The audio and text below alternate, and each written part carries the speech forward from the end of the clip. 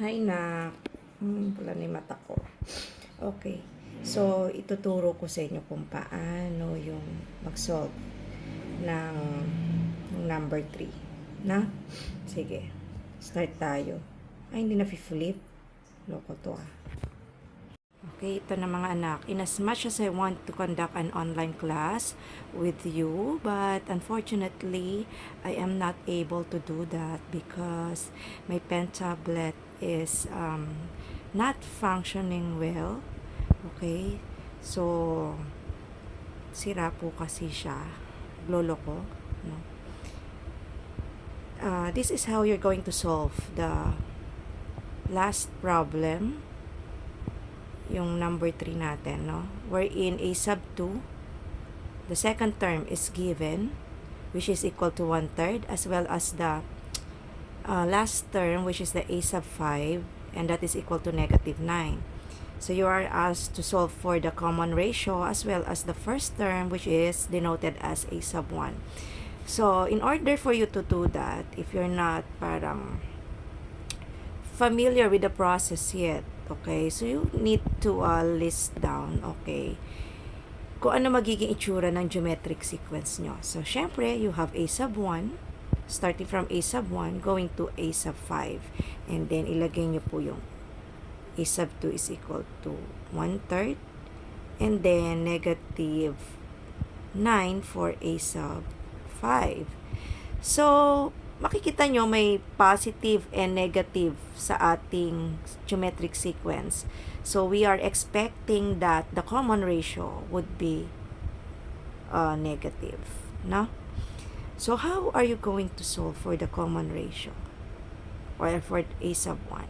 Of course, we're going to use the nth term of geometric sequence. And it is given, or the formula for that, okay, is a sub n is equal to a sub 1 times r raised to n minus 1. Okay? So, tingnan po natin, no? We'll always start with the formula. Then, syempre, kailangan natin ilagay or gamitin yung mga given. Okay? So, in this case, ang given natin is a sub 2 and a sub 5. So, gamitin muna natin yung a sub 2. Pwede natin itong i-substitute. So, pwede natin sabihin na a sub 2 is equal to a sub 1 times r raised to n minus 1.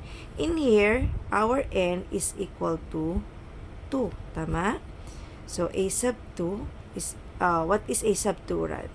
This is, purahin ko na ha, 1/3 is equal to, di natin alam kung ano ang value ng a sub 1, as well as your common ratio, but we know the value of n. Okay, so that is 2 minus 1. So, 1/3 is equal to a sub 1 times r. So, 2 minus 1 is 1. So, 1 po ito, di ba? So, hindi na natin nilalagay yon pag 1. So, simply, okay, let's call this as equation number 1. So, ang equation number 1 natin is 1/3 is equal to 1 a sub 1 times the common ratio. Since dalawa po yung unknown variables natin, at least we need to create 2 equations. Meron na tayong equation 1. So, saan natin huhugutin yung pangalawang equation? So, syempre, same pa rin. Simulan natin sa nth term ng geometric sequence, pero ang gagamitin naman natin dito is a sub 5. So, sabi ko nga sa inyo, lagi kong tinuturo na lagi po natin tayo magsisimula sa formula. Why?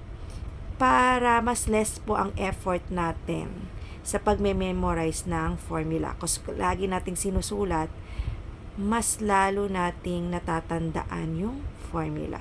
So, a sub n is equal to a sub 1 times r raised to n minus 1. In here, syempre, n is equal to 5. Tama? So, this is a sub 5 is equal to a sub 1 times r. Ano ba yung n natin? That is 5 minus 1. Tama? Yung a sub 5 natin is -9 is equal to a sub 1 times r. Ano yung 5 minus 1? That is equal to 4. So, ito yung magiging equation number 2. Okay? And then, we can divide, okay, equation 1. Okay, let's divide equation 2. Mas okay, pag equation 2 to equation 1. Pwede naman baliktad, no? Or equation 2 by equation 1 rather. By. Yan, by. Pwede naman equation 1 by equation 2, pero mas mahirapan po tayo. Di ba mas madali kapag, tingnan nyo ha, kung equation 2, okay, ano ba equation natin? Equation 2 natin, negative 9 is equal to a sub 1 times r raised to 4. And then, i-divide daw natin siya by equation 1. Ano ba equation 1 na? 1/3. Okay? And then, so itong equal sign, lagay nyo dyan sa gitna. Ganyan. A sub 1 times r. Tama? Okay. So, ang gagawin natin, ito i-flip natin. Tama? I-flip natin to. So, magiging negative 9.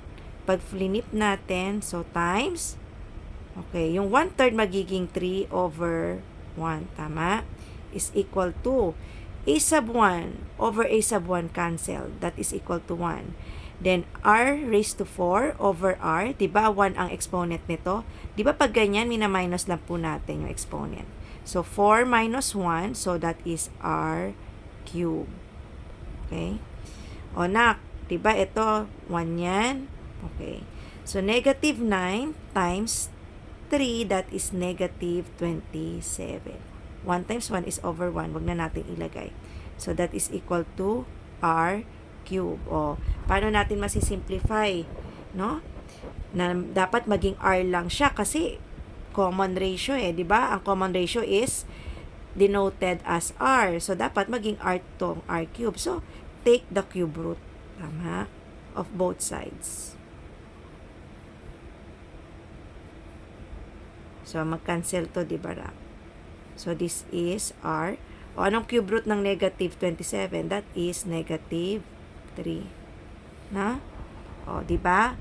May sense na ang r is negative. Okay?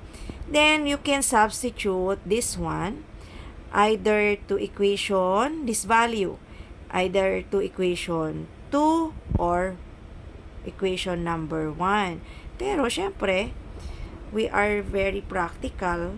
So, mas simple kung sa equation number 1 natin isa substitute. Tama?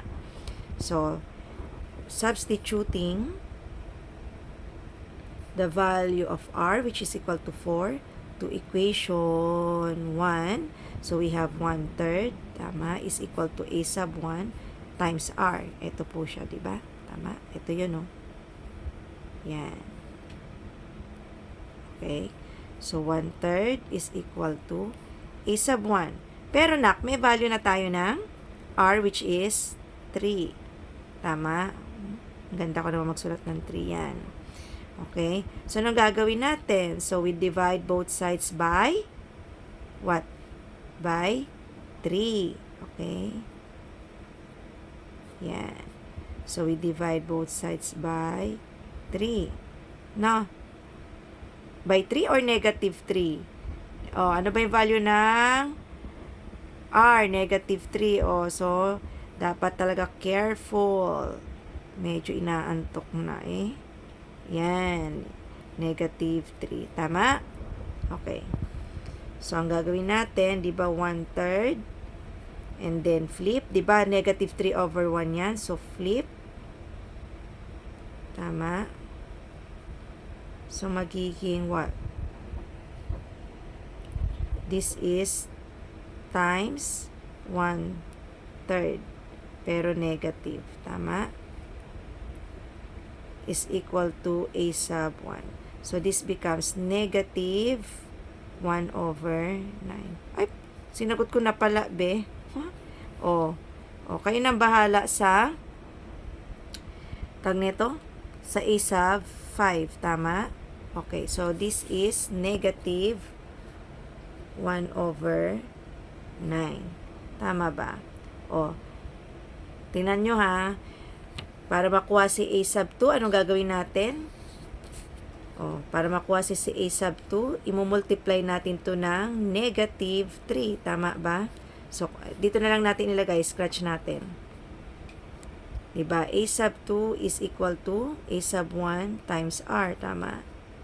So, what is a sub 1? Negative 1 over 9 times what is r? Negative 3. Tama? O mag-cancel to right. So, a sub 2 is negative, negative. Okay? Positive. So, this is a sub 2 is positive 1/3. Which is, ayun siya. Tama? O, kayo na po ang mag-create ng gumawa sa hanapin nyo po. Hanapin nyo. Ala, ako na pala sumagot. Eto na pala. Sinagot ko na pala lahat. Okay. So, ganito na lang, be. Kunin nyo na yung a sub 3 and a sub 4. Yan na po yung magiging assignment ninyo. Kaloka. Sinagot ko na pala lahat. Okay. So, good night. And I hope na naging productive tayo ngayon. Okay. So, God bless you all.